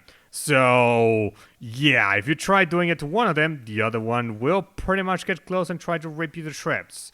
So this is why Force Grip level 3 could have been easy, so it could have been useful, so at least you could have done it. Or you could have used it to throw them from the cliffs and make them kill themselves with falling damage. But nope, none of the cheap tricks work here. So the only way that I was able to beat him on Jedi was to putting many sentries and seeker drones into it.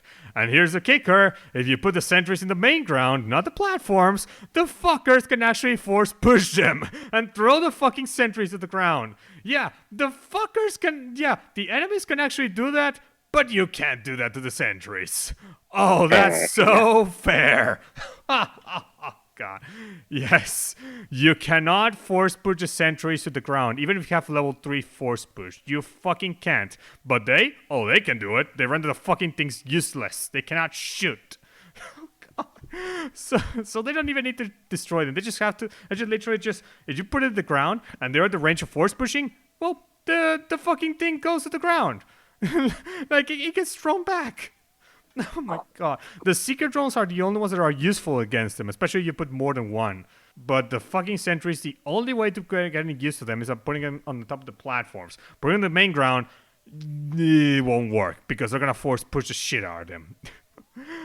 Yeah. Did you guys knew that the enemies can actually force push sentries? Because I certainly didn't. I never knew that. Did you know, Luke? I think I may or may not have seen Dasan do that in the final boss fight against him, but I didn't know if the Shadow Troopers could do that.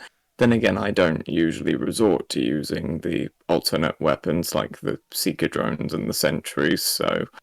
I also don't use them too much when I have the lightsaber, but in that case I had to use it heavily because, well, I already said I tried killing them face to face, but they fucking whipped my ass so many times. So yeah, this is one of those occasions where this game has a difficulty spike, especially from Jedi difficulty and onwards. And for those that will play this game for the first time on Jedi, strongly advise you to watch out in this place, in the Cairn Dock, and in the Nar Shaddaa Straits level.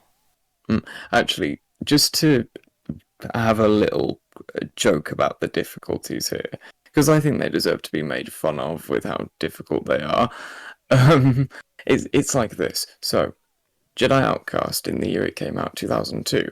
Padawan, easy. Jedi, normal. Jedi Knight, hard. Jedi Master, very hard. In the context of modern day difficulties, I would say it's like this. Padawan, normal. Jedi, hard. Jedi Knight, very hard. Jedi Master, extreme. Yeah. That would be the one way to put it. Whereas in Jedi Academy, that the difficulty balancing is much better depending on which one you choose. And here in this case, yeah, it's definitely more normal, hard, very hard. Expert. So you addressed the Shadow Troopers, General. Do you mind if I take the next Saber boss? Well, I have to mention the Shadow Troopers only at the introduction in Jedi difficulty and onwards is very difficult. On Padawan, that part is not too difficult. It's just one, and later on you do have more force powers, and you can actually use Force Grip level 3 and other ways to cheat through them. So it's only that specific part in Cairn Dock that is the most difficult. It's a difficulty spike. Just letting that out there. Okay. So with that said, look, you can continue. Okay, so we've talked about the standard Reborn Warriors. We've talked about the Shadow Troopers. Now let's get on to talking about the first significant challenge. Well, okay, the Shadow Troopers are a significant challenge, but one of the biggest challenges. Let's get on to talking, King, about the runner-up in terms of difficult saber combat challenges in this game, Tavion Aximus, Desan's own apprentice. Now, the the various force wielders that you encounter in this game, whether it's all the Reborn and Shadow Troopers, whether it's Tavion, or whether it's Desan, have different aspects to them that make them a challenge. And unfortunately, out of every Darksider you encounter in Jedi Outcast, Tavion is the only one, at least from what I can remember, who will choose to activate Force Speed, which, bear in mind, that's pretty much my linchpin with getting the upper hand on the enemies, just because I'm not very comfortable with engaging other saber wielders without it directly. I feel like the use of Force Speed is kind of that win ticket. However, with Tavion, that's not the case, because in the boss fight against her, when you choose to use Force Speed, so will she, and that puts you on basically dead even footing. However, what really has you fighting an uphill battle with the duel against Tavion is that her style of fighting is very centered around acrobatics. She will jump around an awful lot, and it makes trying to get a hit on her really difficult because she's also very good at defending. And, like, what would you say is the best strategy, General, to defeat Tavion, given the way she fights? Best strategy. You literally have to find a way to push her into the ground and strike her down while she is on the ground, if you can. So, by the way, look, the Shadow Troopers also use Force Speed when you activate it.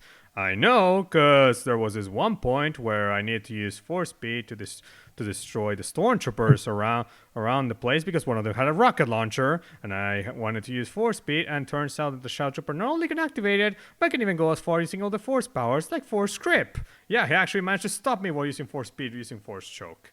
I think they even have basic Force Lightning in their arsenal as well, like level 1 or 2. They Force probably Lightning.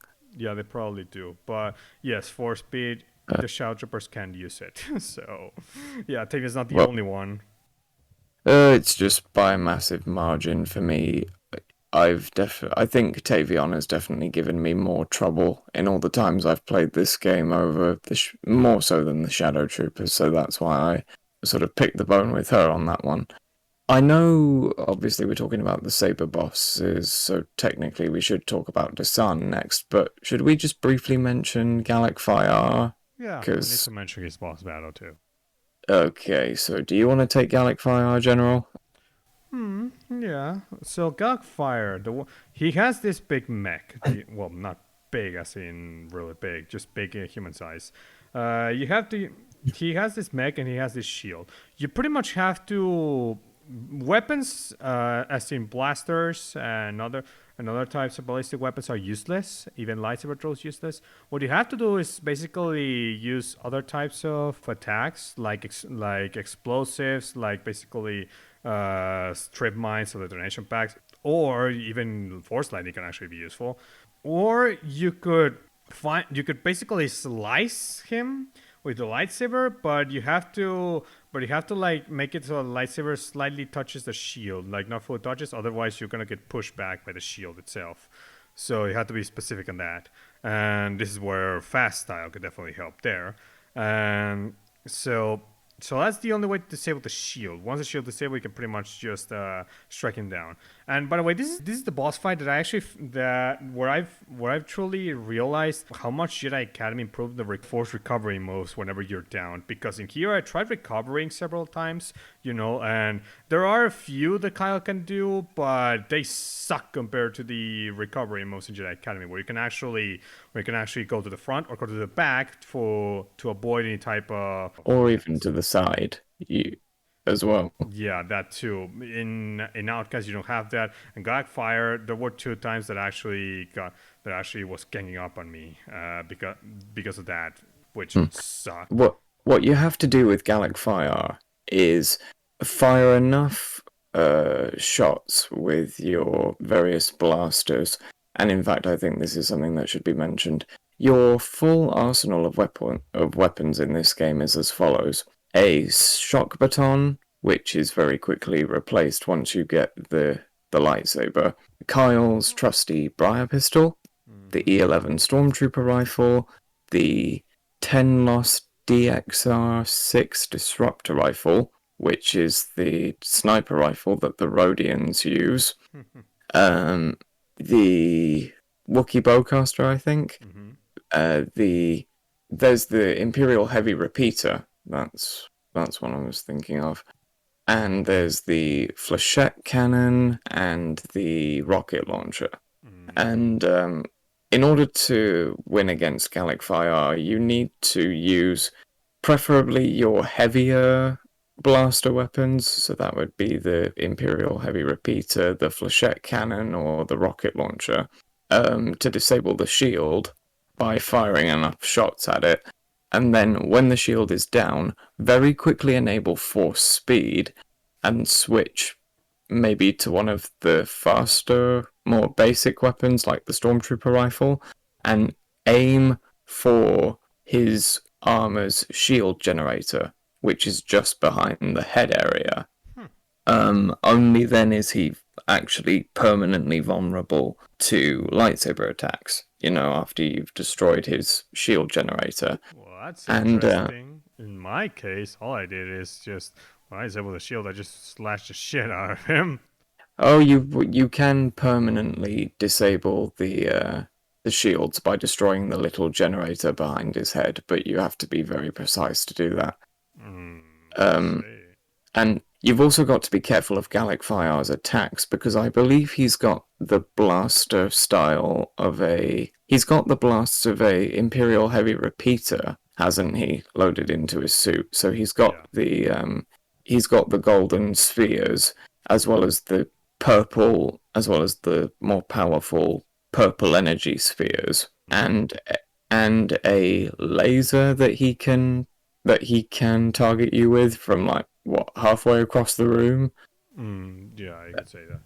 And once you disable the shield, you have to be very careful when closing in with the lightsaber to not get too close to him. Otherwise, he'll do as General said. He'll knock you over, and it's very difficult to get back up if you're not lucky. So that's Gallic Fire. Then there's Dasan. So, Dasan, well, he's definitely a really strong motherfucker.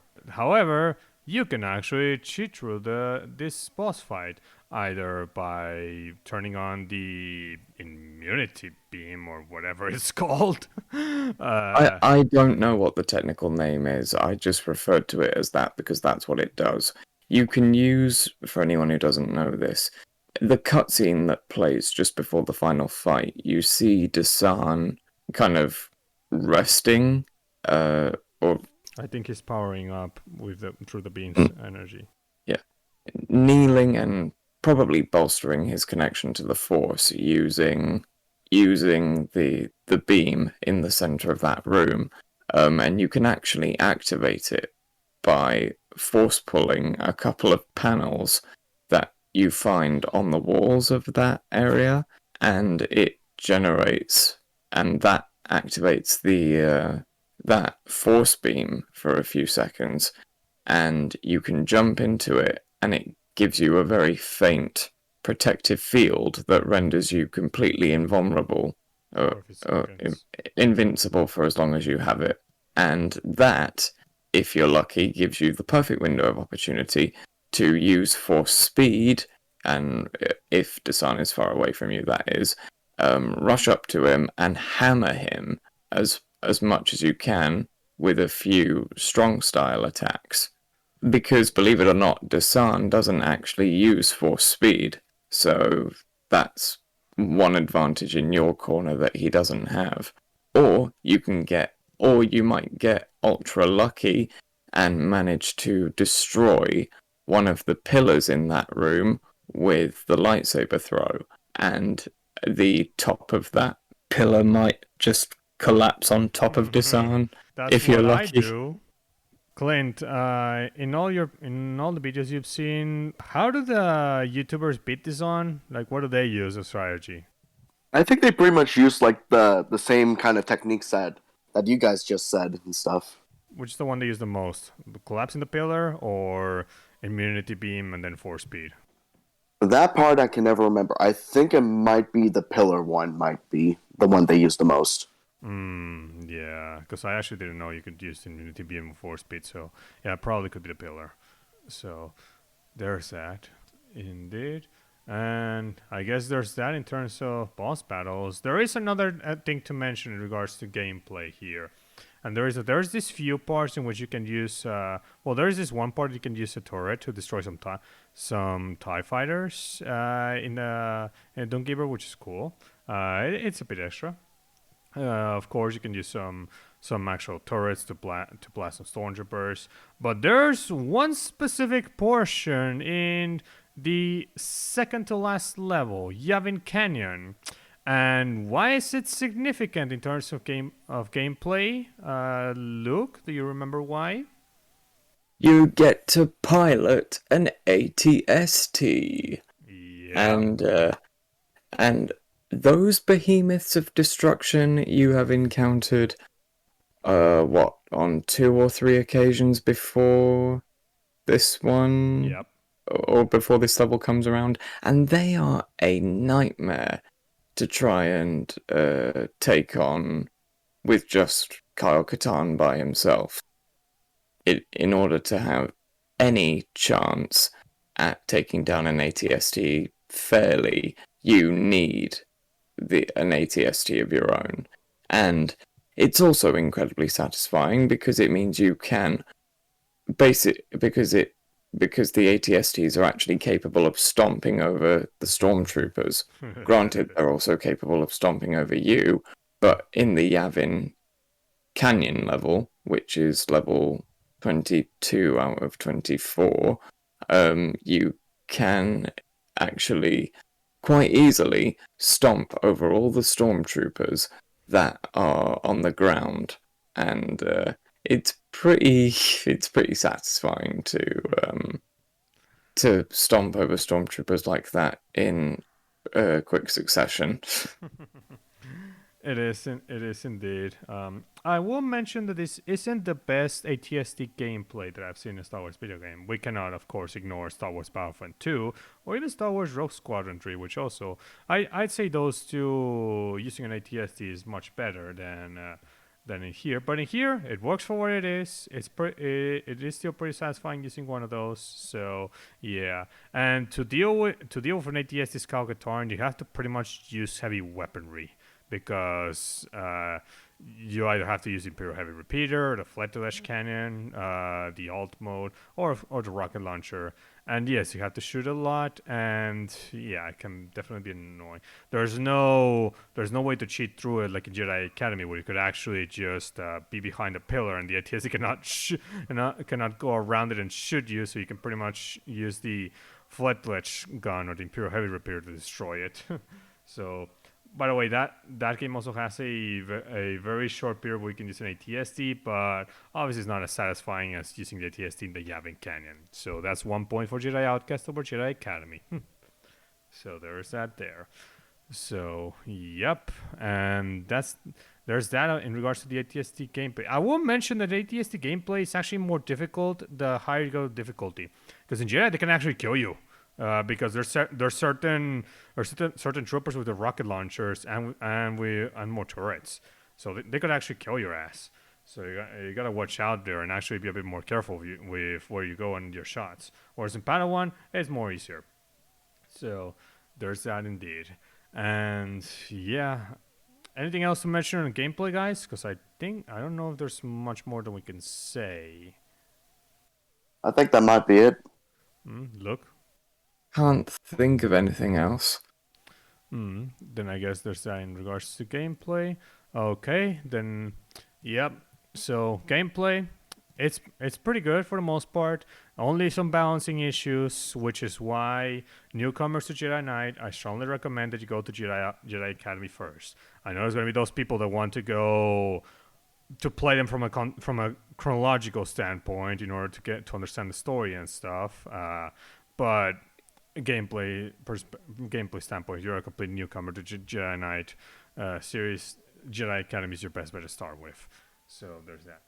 So yeah. Okay, so now I guess we should go to the expanding universe connections with Jedi Outcast, and well, there's plenty, given that it's a Star Wars video game, and one of the popular ones. So what do you guys got? Clint, do you got any new connections? Well, I could pretty much just say, let's see, what do I got? Let's see, Nar Shaddaa, the Lady Luck, and Cortosis, and I think if I remember correctly, the bartender was a Chiss, if I remember correctly. Yes, he is a Chiss. And those are the ones I could just name off the tip of my tongue. From what sources are those, by the way? Let's see. What? First appearance, sort of cheese is obviously Heir of the Empire. You know, that's right. Just from the Heir to the Empire from Thrawn. Let's see. I don't remember where Nar Shaddaa was first mentioned. So Nar Shaddaa apparently.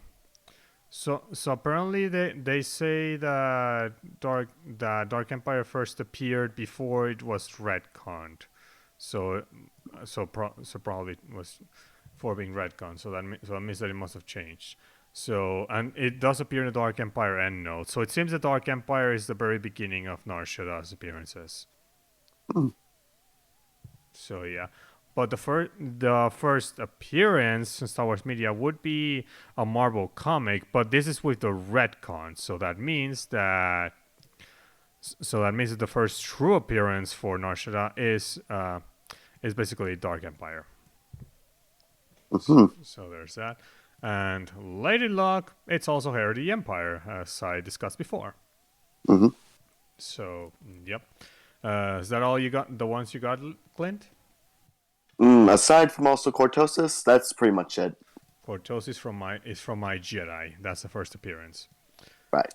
So, yep. Look, do you got any that you can think of? Admittedly, the only ones that I can think of off the top of my head as pushover as this is going to be are the ones that relate directly to previous entries of the Jedi Knight series. For example,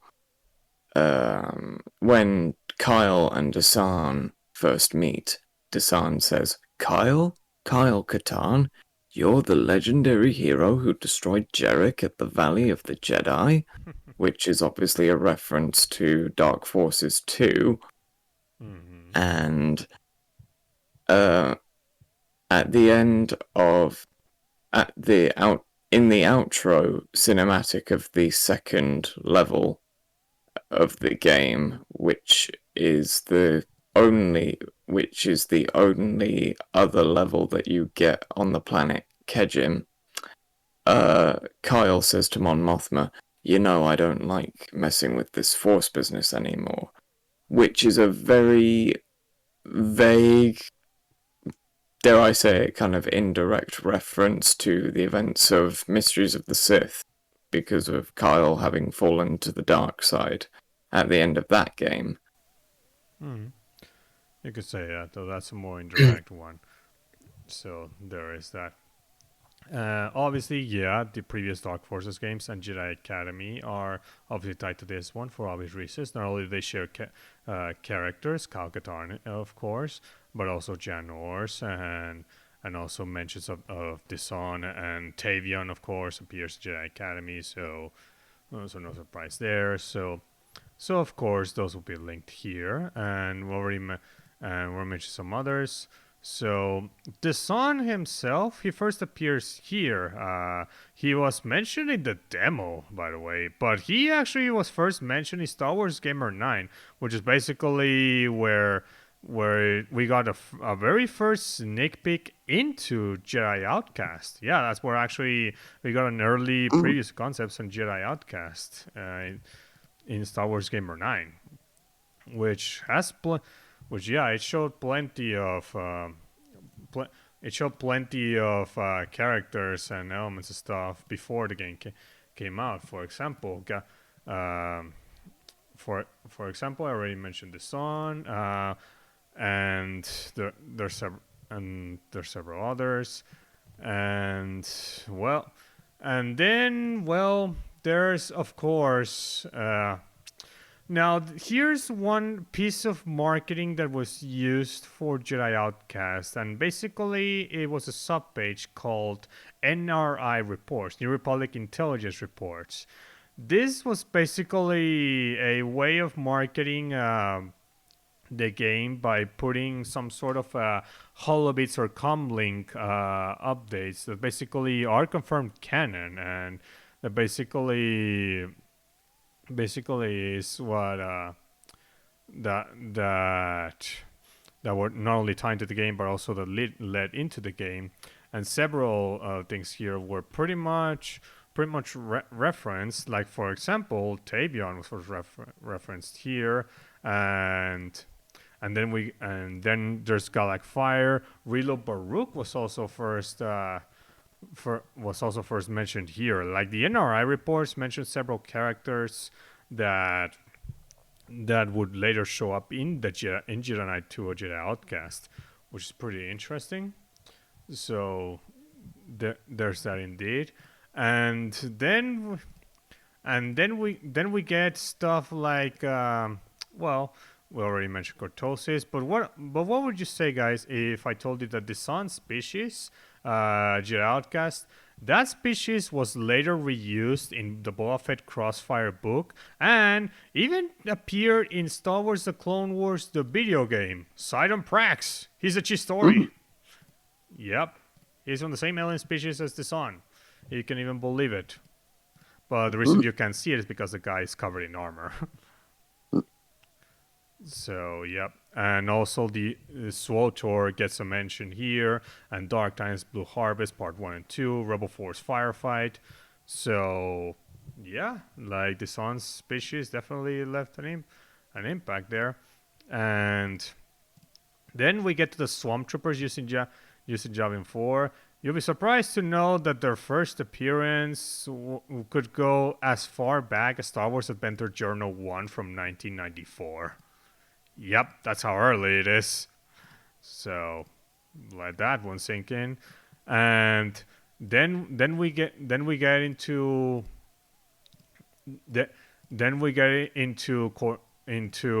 Corellia Neo. You know, the one that Kyle asked for in the bar in Nar Shaddaa. You won't believe this one, but this one, the earliest appearance that I could find is basically Star Wars Adventure Journal 2, Out of the Cradle, 1994. That's how old that one is. And then, well, then we get Ruby Pleo, you know, the other alcoholic beverage that is referenced there. You're not gonna believe when this one first mentioned, the Phantom Menace novelization. Huh. Yep, Ruby Pleo first appeared in the Phantom Menace novelization. Yep, even I was surprised on seeing that one. I'll be damned. Yep. And then, well, I already mentioned Real Baruch Fire, the NRI reports, though they also have been, along with the events of this game, Calcatar and Janors, they've appeared in the Complete Star Wars Cyclopedia and the Essential Guide to Warfare. So that's pretty interesting. And, well, and then the freaking Minecrafts from Artus Prime, they actually are mentioning the Force Unleashed novelization. Yep. Let that one sink in. And the Mission and Allsock tree, which is basically part of the demo, that is only appears in the demo, and it's only mentioned in the Jedi Outcast game. So there's that. But Alsok Tree, the planet itself, that actually was first ever mentioned in Galaxy Guide for Alien Races, which itself is a book that came all the way since 1989. So that old. Mm. Yep. And then, well, Blenico Belt, well, it first appears here, but it does have one indirect reference in SWTOR, Blood of the Empire. So there's that. And Artus Prime itself mentioned in the NRI reports. And then Spira, the one where Kyle and Jen have their vacations. Well, the earliest that I could find was Star Wars Adventure Journal 1, 1994. Huh. So there's that too. And then the Doomgiver ship, the New Century Chronology in the complete Star Wars Cyclopedia, surprisingly. So that means the New Century Chronology deems the events of Jedi Outcast as canon, which is awesome. And of course, there's this one discussion in the Cairn dock level, where basically one soldier mentions the Masasi Ian Barak weapon, which actually first showed up in Tales of the Jedi: The Fall of the Sith Empire, issue 3. So, yeah, indeed. So, that's pretty interesting. And yeah, that seems to be all of the references that I could find, guys. You guys don't have any other references? Not really. Not anything that comes to my mind, of course. That is. Okay, well, anything else to say on this one? Well, I have to say that even though I've never had any experience playing this game in the past, but I do remember it fondly. Do remember it slightly fondly, if not a bit rusty, of what the story is like, and I must say it's quite a good story, and I look forward to playing it in the far or near future. Alrighty, indeed. Okay, so yep, that's Clint's conclusion. So Luke, go ahead. My thoughts on Jedi Outcast are it has its rough edges, no doubt, and it does have its extreme difficulty spikes, but managing to persevere through those, you do get yourself a very classic Star Wars game experience at the end of the day, and I think regardless of whether or not you were old enough to experience the game firsthand, or if you're younger and have never played the game before, give it a try. Because once you pass the first 5 levels, the game really picks up the pace, and, well, there's a reason why it's held in as high regard as it is, even these days. Mm-hmm. Is that it? That's it. As for me, well, Jedi Outcast, great game, definitely a great foundation for what would later become the lightsaber dueling for Jedi Academy, and definitely a solid game. I definitely recommend for newcomers to the Jedi Knight games, play Jedi Academy first, even if some characters and events from Jedi Outcast are referenced. From a gameplay perspective, it is much better to start in Jedi Academy. But if you want to go chronologically, then you might want to go on the easy difficulty with Jedi Outcast first. Even if you're already an expert in first-person shooters, especially in the PC, go on the easy level. It's definitely much more recommended because difficulty spikes that happen in this game. So go on the easy if you're a newcomer to these games. If you already have some experience, then you can pretty much tackle in whichever order. So there's that. And yeah, Jedi Outcast, great story, gameplay pretty solid. It's one of those games that still holds up for 2002, which is surprising. And so, yeah, and that's all I gotta say. Kick-ass game, and happy 20th anniversary to you, Jedi Knight 2, Jedi Outcast. And yep, so this has been our podcast on Jedi Outcast, and well, we'll be tackling some other Star Wars video games that came out in 2002 in their anniversary dates as well. So, yep, that means Jedi Starfighter could be next, and maybe the Clone Wars 2002, who knows? So, yeah, indeed. So, there's that. But, anyways, so guys, we'll see you on the next State of Star Wars video. Bye bye. Haters.